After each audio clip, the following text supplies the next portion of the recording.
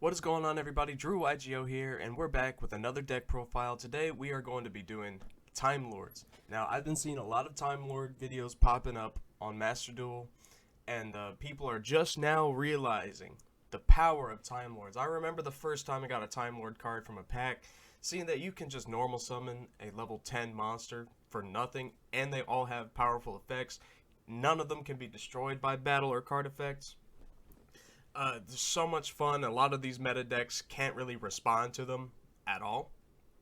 So, playing Time Lords against these tier 1, these Sword Souls, these Sky Strikers, what have you, it's pretty formidable. Now, I will say before I get into this deck list that I did run another version of it, trying to make use of their trap cards, the Empty Machine, Infinite Machine, all that. Didn't really work out. You can't search them very well, and they're really hard to pull off. So I went with this build. But I hope you guys enjoy it. Let's go ahead and get into it. So first off, we have 2 copies of Sandayon, the Time Lord. Cannot be special summoned from the deck. If you can only control 1 Sandayon, the Time Lord. If your opponent only controls a monster, you can normal summon this card without tributing. All Time Lords have that effect, by the way. Cannot be destroyed by battle or card effects. Neither player takes battle damage from attacks involving this card. At the end of the battle phase, if this card battled, inflict 2,000 damage to your opponent. Once per turn during your standby phase, shuffle this card into the deck. All Time Lords have that effect as well, that where if you normal summon them, you have to shuffle them back into your deck at the standby phase, the turn after you summoned it. Next up, we have 3 copies of Michion, the Time Lord. I'll go ahead and skip the standard Time Lord effect. If this card battled, you can have your opponent's life points. This is very important for your win con. You just gotta be able to burn your opponent as much as possible in order to swing in with Montage Dragon or burn them with Raffion. Next up, we have 3 copies of Zaphion, the Time Lord. If this card battled, shuffle all spells and traps your opponent controls into the deck. Spinning is one of the best forms of removal because sometimes your opponent will have spell cards that activate in the graveyard. If you're playing Sky Strikers, then simply just destroying spell cards actually helps them. So being able to spin spell cards back into the deck is more advantageous. Next up, we have 3 copies of Raffion, the Time Lord. At the end of the battle phase, if this card battled, inflict damage equal to your opponent, equal to the attack of... inflict damage to your opponent equal to the attack of 1 monster your opponent controls that battled this turn. So if you just swing into a high attack monster with Raffion, because you're not taking any battle damage and it's not being destroyed by battle, you can inflict a ton of burn damage potentially.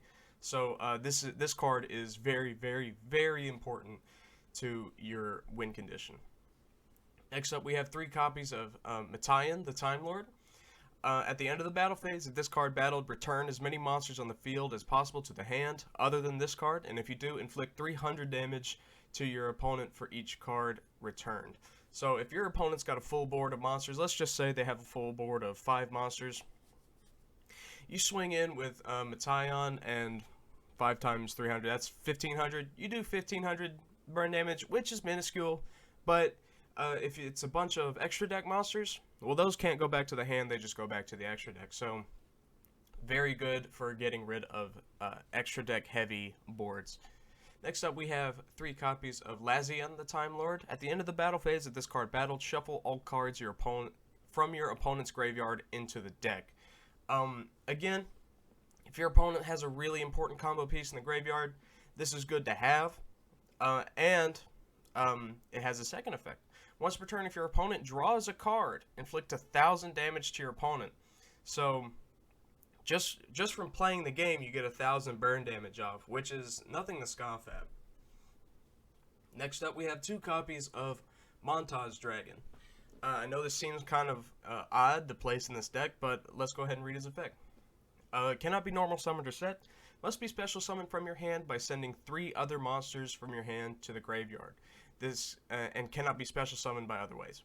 This card's attack becomes the combined original levels of the monsters times 300. So this is really your game ender, your finisher, right? If you've got 3 Time Lords in your hand that you're not summoning, Tribute them off with Montage Dragon. All of their levels equal to 30 times 300. That's 9,000, right? So this becomes a 9,000 attack beat stick. You swing in, you do a bunch of damage. I believe that in one of the replays I actually do end up pulling that off. Next up, standard, 3 copies of Ash Blossom. You know why. And then next up we have 3 copies of Time Maiden. If you control no monsters, you can special summon this card from your hand. This card can be treated as 2 tributes for the tribute summon of a Time Lord monster. You can tribute this card and add 1 Time Lord monster with 0 attack from your deck to your hand. You can banish this card from your graveyard to special summon 1 Time Lord with 0 attack from your deck, ignoring its summoning conditions. You cannot special summon other monsters during the turn you activate this effect. This card is very important for your combos. It searches. So you special summon it if you control no monsters, which most of the time you don't. Tribute it, you can add a Time Lord with 0 attack. Unfortunately, it does not search Sendion because it does have 4,000 attack and defense. But it does search literally everything else. And also you can banish it from the graveyard to special summon a Time Lord. So if you've got Michion, you have your opponent's life points, then you banish Time Maiden, summon your Raffion, and if your opponent has a huge monster on the field, you can win in pretty much one turn if they have less life points than 8,000. So now, I have seen a couple builds where they do use things like Gustav, where they detach and do 2,000 damage. But this is a build that I've just been playing around with. It has been winning me a lot, using Pot of Extravagance and just filling up the extra deck, the average Pot of Extravagance extra deck, right? So I might try out the Gustav plays and make another video, but this is what I'm rocking with right now. Next up, we have 1 copy of 1-for-1, just to get your Time Maiden. Copy of Raigeki, Harpy's Feather Duster. Then, next up, we have 2 copies of Piri Reese Map. At the start of your main phase 1, add 1 monster with 0 attack from your deck to your hand, which is pretty much all of your monsters. But have your life points. After adding it to your hand until the end of the next turn after this card was activated, you cannot activate the added monster's effects or the effects of cards with its name until you normal summon that monster or a card with its name. So pretty much you can use Piri Reese Map again to search your entire deck, except for Sendion. And then you normal summon it if you control no monsters, and then you can go ahead and activate its effects. Next up, like I said earlier, we had 3 copies of Pot of Extravagance. At the start of your main phase 1, banish 3 or 6 random face-down cards from your extra deck, and then draw 1 card for every 3 cards banished. Now, we're playing a bunch of cards that you literally cannot go into using Time Lords, so using this card is not a handicap for you. However, if you do want to end up playing Gustav, just 1 copy of Gustav, Pot of Extravagance might be kind of a gamble because you might accidentally banish it. So you might want to change out this card specifically if you do want to put Gustav in your deck. Next up, we have 1 copy of Monster Reborn. Because Time Maiden's effect isn't once per turn, I believe. Let's go ahead. Yeah, it's not. You can go ahead and Monster Reborn Time Maiden to tribute her again and add another Time Lord. Or if you have a Time Lord in your graveyard, which that kind of rarely happens, you can go ahead and Monster Reborn it as well. Next up, we have 3 copies of Celestial Transformation. You can special summon 1 fairy monster from your hand. That monster's attack is halved. Also, it is destroyed during the end phase. Here's the thing. So, all of the Time Lords are fairy type, but all of their attack is 0. So the attack halving is kind of pointless for this deck specifically.